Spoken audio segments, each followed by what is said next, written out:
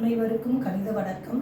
பார்க்க போகிறது 6ஆம் வகுப்புக்குரிய கணக்கு முதல் பருவம் பயிற்சி 1 அதில் 8வது கணக்கு பார்க்க போகிறோம். பின்வரும் எண்ணூறுகளின் எண் பெயர்களை பன்னாட்டு முறையில் எழுதுக அப்படின்னு சொல்லி கொடுத்துருக்காங்க.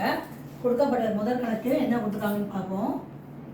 345, 6, 7, 8ன்னு கொடுத்துருக்காங்க. இது எப்படி பன்னாட்டு எண் முறையில் எழுத போகிறோம்.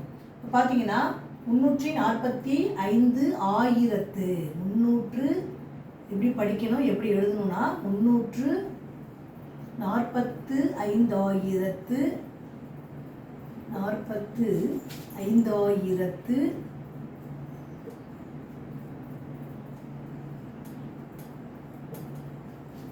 678